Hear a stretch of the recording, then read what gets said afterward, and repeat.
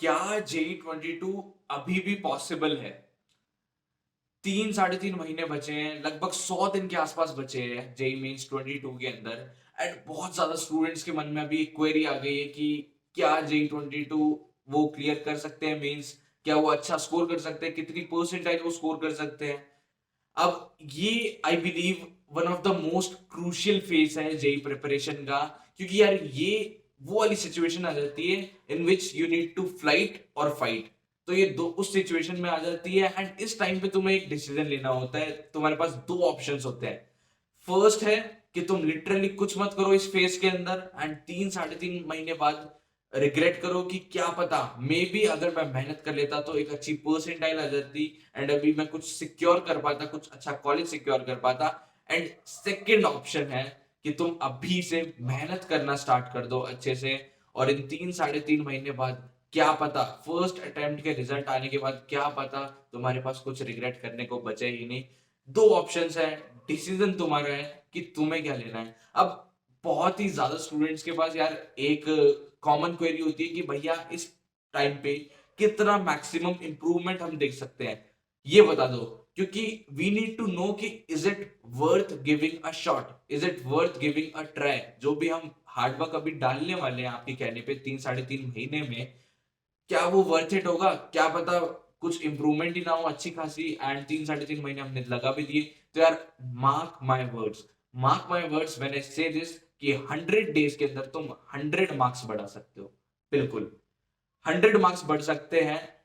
अब यार ये मैं एक खाली मोटिवेशन के लिए नहीं बोल रहा एंड ये मैं कोई इम्प्रैक्टिकल बात नहीं कर रहा। एंड वो मैं कैसे कह सकता हूं कि ये प्रैक्टिकल बात है? क्योंकि यार मैंने खुद पे अप्लाई की है, मैंने खुद किया है काम, इसलिए मैं तुम्हें बोल रहा हूँ। मैंने फर्स्ट हैंड एक्सपीरियंस करके दिया है और मैंने आउटकम निकाला है। क्योंकि मैं अपनी बात करूं तो सेकंड जेई मेंस अटेम्प्ट था ना यार, उससे 3 4 महीने पहले मैंने डिसाइड किया था कि अब मैं अच्छे से पढ़ूंगा, अब मैं अच्छे से मेहनत कर दूंगा, दिन रात एक कर दूंगा, ताकि बाद में मेरे पास कुछ रिग्रेट करने को बचे ना। एंड वो 3 4 महीने पहले मेरे 110 के आसपास नंबर आ रहे थे टेस्ट के अंदर, मॉक टेस्ट के अंदर। क्योंकि मैंने लास्ट के 4 5 महीने कुछ नहीं पढ़ा था, क्योंकि मेरा फर्स्ट जेईई मेंस अटेम्प्ट मेरा एक्सपेक्टेड जितना था उतना नहीं गया था। एंड फिर मैं कुछ खास पढ़ा नहीं था, उसकी वजह से मैं चीजें भूल गया था। तो मैं 160 से 110 पे गिर गया था एंड 110 से मैं 230 तक आया। मेरे सेकंड मेंस में 230 मार्क्स आए थे। तो मैंने 120 नंबर बढ़ाए उन 3 4 महीने में। एंड अगर मैं बढ़ा सकता हूं तो आई बिलीव तुम भी बढ़ा सकते हो, क्योंकि हम दोनों में, तुम में और मेरे में अभी इतना डिफरेंस है कि जब मैं उस पॉइंट पे था तब मैंने डिसीजन ले लिया था कि अब मैं अच्छे से मेहनत करने वाला हूं। अब अच्छे से मेहनत करने वाला हूं, दिन रात एक कर दूंगा। और तुम्हें ये डिसीजन शायद अभी लेना है, तो शायद अभी तुम्हें ये डिसीजन अभी लेना है।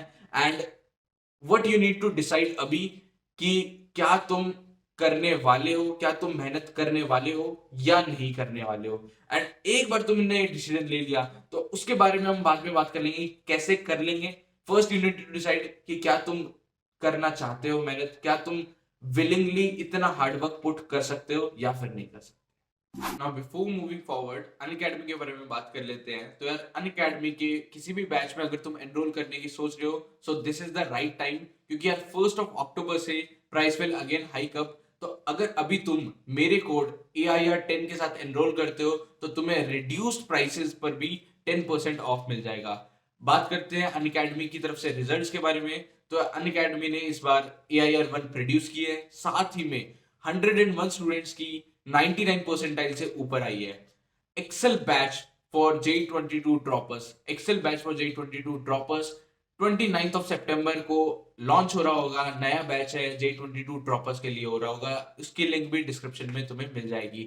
अब एक और अनाउंसमेंट है, वो है कि मैं 28 सितंबर को 6 PM स्पेशल फ्री क्लास ले रहा हूँ, जिसमें मैं J22 ड्रॉपर्स की स्ट्रैटेजी के बारे में बात कर रहा हूँ एंड साथ ही में कि किन कंडीशंस में तुम्हें ड्रॉप लेना चाहिए। तो एक आध का सेशन होगा, उसके भी लिंक भी तुम्हें डिस्क्रिप्शन बॉक्स में मिल जाएगी। अब यार अपन बात कर लेते हैं कि जो मैक्सिमम इंप्रूवमेंट है वो तुम कैसे अचीव कर सकते हो इन 100 डेज के अंदर।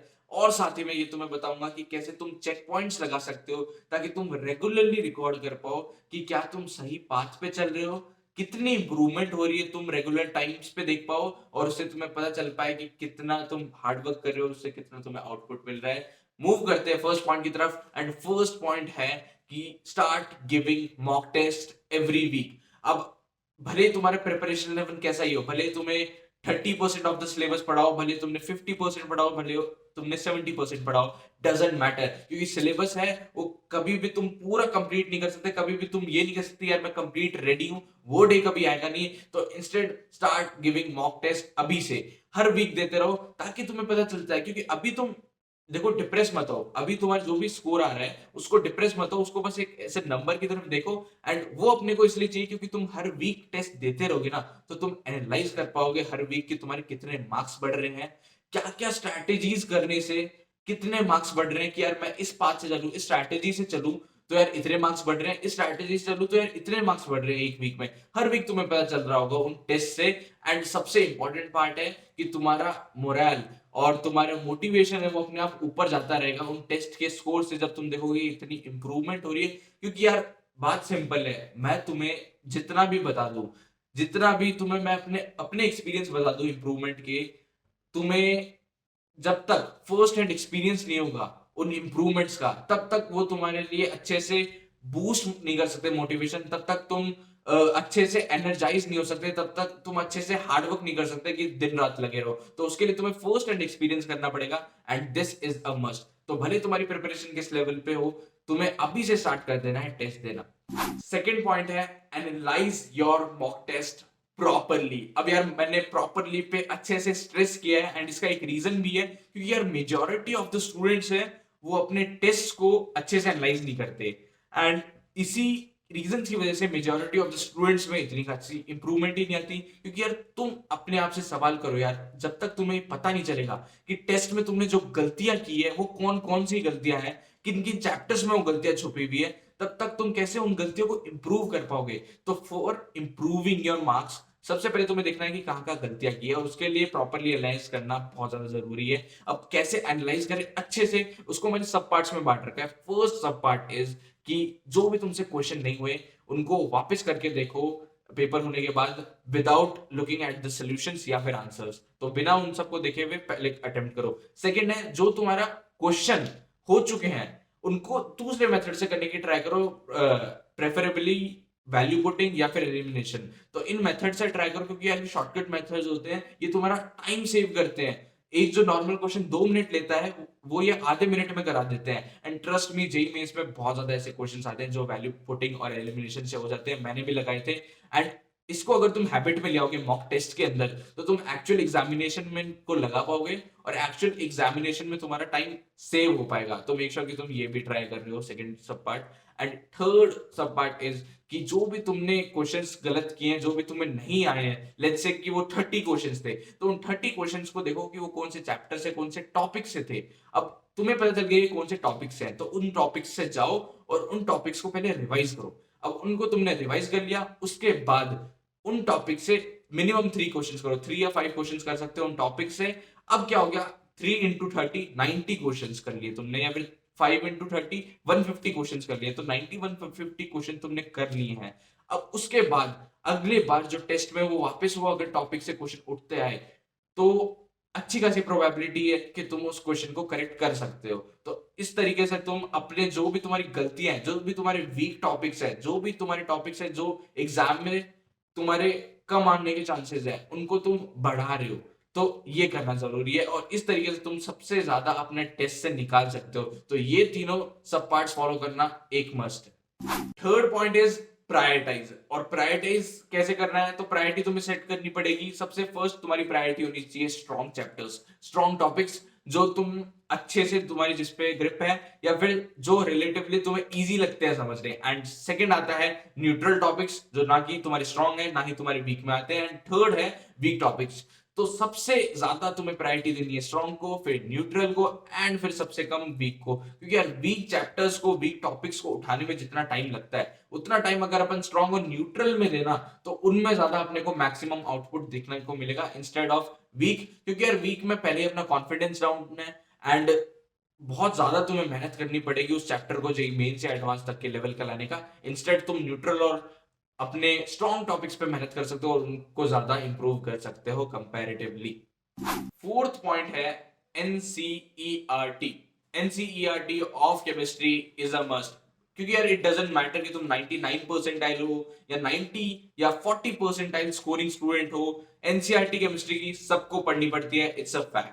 अब यार अगर तुम्हारी प्रिपरेशन अच्छे लेवल पे नहीं चल रही हो ना, तो सबसे पहले केमिस्ट्री की एनसीईआरटी उठाना सबसे बढ़िया बात होती है, क्योंकि यार इसमें तुम्हें ज्यादा टाइम नहीं देना पड़ता क्वेश्चंस को करने में, चीजें समझने में। इसमें मोस्टली चीजें मेमोराइज करने की होती है इनऑर्गेनिक और ऑर्गेनिक में, इसी की एनसीईआरटी तुम्हें करनी है। एंड मेमोराइज करने से तुम सीधा सीधा मेंस में क्वेश्चन आते हैं और एनसीईआरटी से उठ के सवाल आते हैं, तुमने अच्छे से समझ लिया होगा और तुमने देखा भी होगा आसपास से पीवाईक्यूज में। तो सबसे पहले तुम्हें वो करनी है एनसीईआरटी, बेस लेवल की है, कम टाइम मांगेगी, मेमोराइज करने की चीज है, एंड सबसे ज्यादा तुम्हें आउटपुट दे सकती है कम टाइम के अंदर। Fifth last but not the least point would be कि मेमोराइज योर नोट्स अच्छे से, बिल्कुल अच्छे से, उसमें से कुछ भी नहीं छूटना चाहिए, जितने भी क्वेश्चंस है वो तुम्हें आने चाहिए, जो भी तुम्हारे नोट्स में है, जो भी नोट्स में मेमोराइज करने वाली चीजें होनी चाहिए वो तुम्हें याद होनी चाहिए एग्जाम देने से पहले। अब यार ये बोलने में सिंपल लग रहा है but it's actually a very big target और very hard target to achieve, but अगर तुम अचीव कर लेते हो तो तुम रियलाइज करोगे कि यार मोस्ट ऑफ द क्वेश्चंस है वो तुमसे बन रहे हैं, क्योंकि यार नोट्स एक्चुअली बहुत ज्यादा वास्ट चीजें होती हैं, एंड नोट्स एक्चुअली वो चीज होती है जो सबसे ज्यादा इग्नोर की जाती है स्टूडेंट से। So don't be one of them जो नोट्स इग्नोर करके जा रहे हैं। नोट्स एक इंपॉर्टेंट सोर्स ऑफ इंफॉर्मेशन है, एंड कम टाइम में तुम उससे ज्यादा चीजें ले सकते हो, क्योंकि यार एक्चुअली तुमने वो किसी टाइम पे पढ़ी है, तुमने खुद ने नोट की है, तो दैट्स एक्चुअली इंपॉर्टेंट। तो मेक श्योर कि तुम वो चीज भी करके जा रहे हो। That was it from my side. जो भी मैंने पॉइंट्स थे जो मैंने किए थे वो मैंने बताए, साथ ही में मैंने बताया कि यार एक्चुअली इट्स पॉसिबल। और ध्यान से देखोगे ना यार तुम, तो 4 महीने नहीं बचे हैं तुम्हारे पास, एक्चुअली 8-9 महीने बचे हैं जेई एडवांस के नेक्स्ट ईयर के। तुम्हारा टारगेट एडवांस होना चाहिए, मेंस नहीं होना चाहिए, फ्रैंकली स्पीकिंग। एंड 8-9 महीने इनफ है कि तुम आईआईटी बॉम्बे के लिए भी टारगेट कर सकते हो, या फिर जो भी तुम्हारा फेवरेट आईआईटी है उसको टारगेट कर सकते हो एंड उसको अचीव कर सकते हो। ऑन दिस नोट मैं चलता हूं, बाय बाय, टेक केयर।